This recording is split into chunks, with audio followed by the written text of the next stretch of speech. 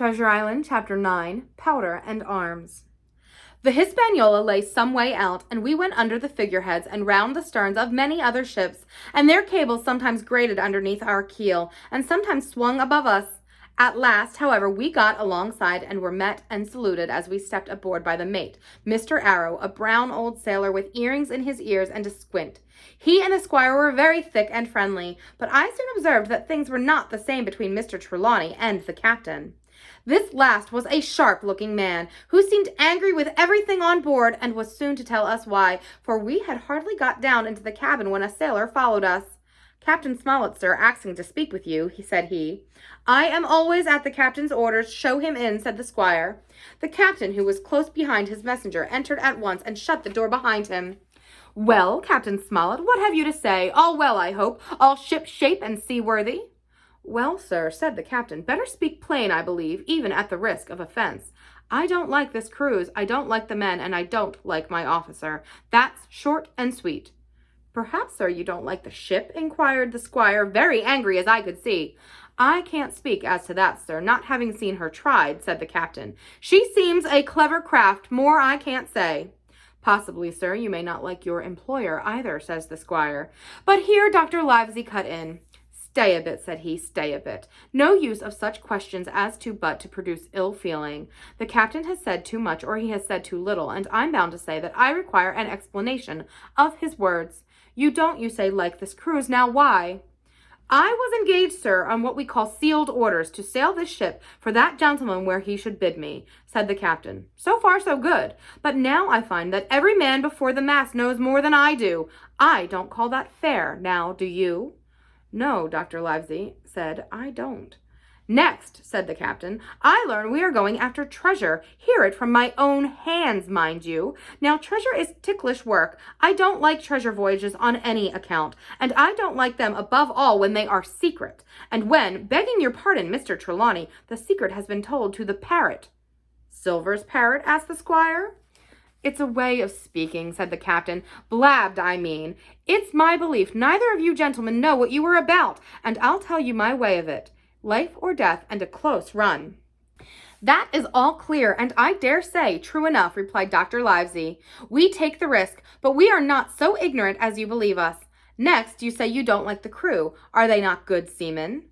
"I don't like them, sir," returned Captain Smollett, "and I think I should have had the choosing of my own hands, if you go to that." "Perhaps you should," replied the doctor. "My friend should, perhaps, have taken you along with him, but the slight, if there be one, was unintentional. And you don't like Mr. Arrow?" "I don't, sir. I believe he's a good seaman, but he's too free with the crew to be a good officer. A mate should keep himself to himself, shouldn't drink with the men before the mast." "Do you mean he drinks?" cried the squire. "No, sir," replied the captain, "only that he's too familiar."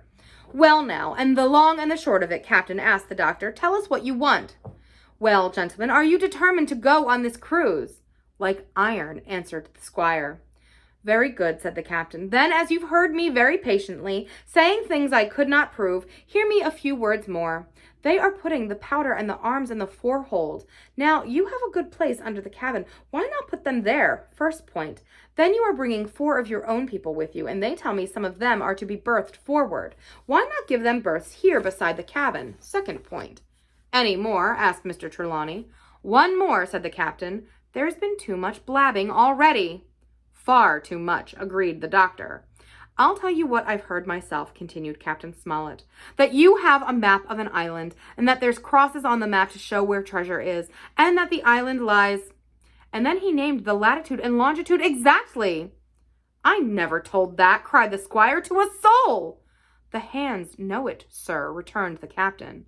"Livesey, that must have been you or Hawkins," cried the squire. "It doesn't much matter who it was," replied the doctor, and I could see that neither he nor the captain paid much regard to Mr. Trelawney's protestations.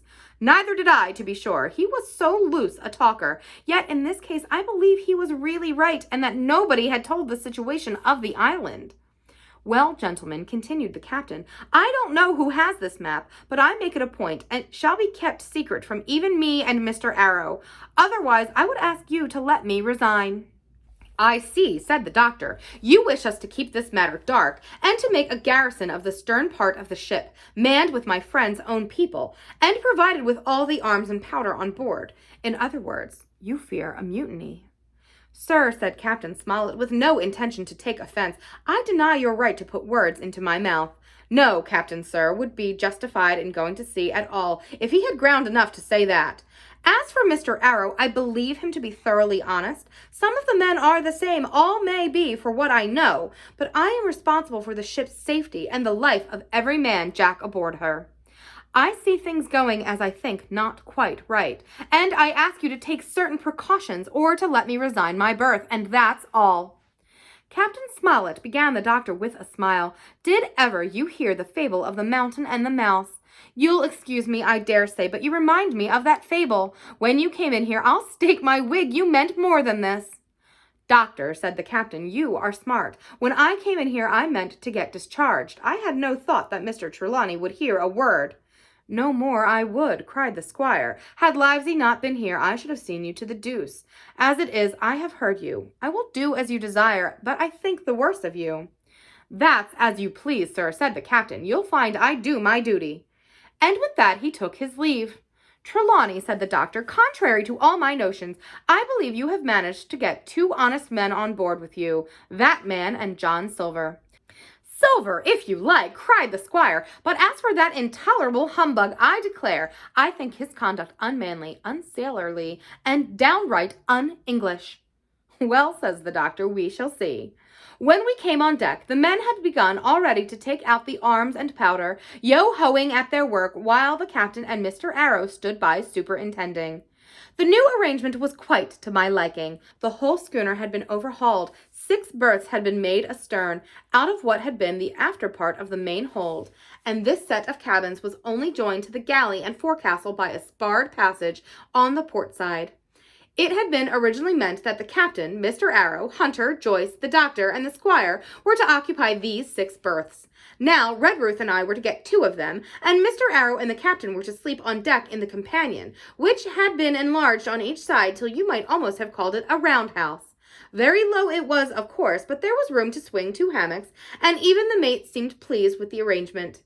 Even he, perhaps, had been doubtful as to the crew, but that is only guess, for, as you shall hear, we had not long the benefit of his opinion. We were all hard at work, changing the powder and the berths, when the last man or 2, and Long John among them, came off in a shore boat. The cook came up the side like a monkey with her cleverness, and as soon as he saw what was doing, "So ho, mate," says he, "what's this?" "We're a changing of the powder, Jack," answered one.